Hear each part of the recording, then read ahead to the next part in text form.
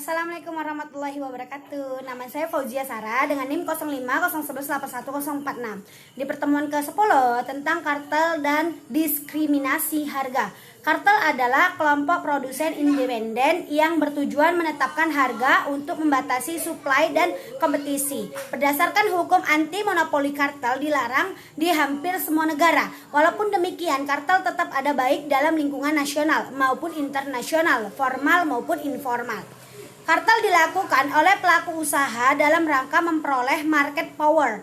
Market power ini memungkinkan mereka mengatur harga pokok produk dengan cara membatasi ketersediaan barang di pasar. Pengaturan persediaan dilakukan dengan bersama-sama membatasi produk dan atau membagi wilayah penjualan. Adapun ragam jenis kartel dapat diuraikan sebagai berikut. 1. Kartel harga sesuai namanya. Jenis kartel ini bertujuan untuk mengatur harga produk yang diproduksi oleh para produsen yang tergabung dalam kartel.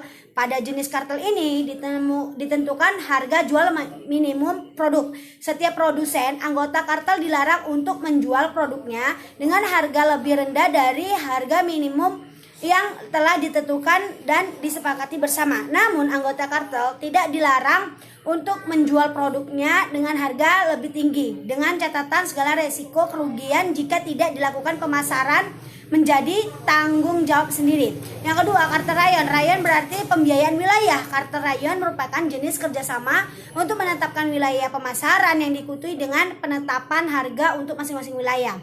Dengan adanya kesepakatan pembagian wilayah Makassar, anggota kartel dilarang untuk menjual produknya ke wilayah lain. Yang ketiga, kartel kontingentering. Kartel jenis ini menetapkan volume produksi produsen yang volume produksinya lebih rendah atau sedikit dibandingkan dengan jatah yang ditetapkan, maka akan diberi prem hadiah. Sebaliknya, jika volume produksinya melebihi jatah yang disepakati, maka akan dikenakan sanksi berupa denda. Jenis kartel ini bertujuan untuk menguasai ketersediaan produk di pasaran. Yang keempat, kartel syarat. Jenis kartel syarat menetapkan persyaratan tertentu, misalnya dalam hal penjualan, standar kualitas barang dan pengiriman serta kemasan.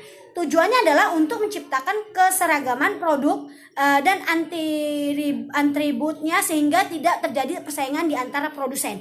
Dampak positif dari kartel adalah sebagai berikut. Yang pertama, 1. Kartel memungkinkan hubungan kerja antara manajemen perusahaan dengan pekerjaan lebih kondusif karena segala tuntutan yang menjadi sumber konflik seperti kenaikan upah dan kesejahteraan pekerjaan dapat lebih mudah dikabulkan. Yang kedua, resiko pemutusan hubungan kerja dapat diminimalisir bahkan dihindari karena perusahaan yang tergabung dalam kartel cenderung memiliki kedudukan yang lebih stabil dalam persaingan bebas.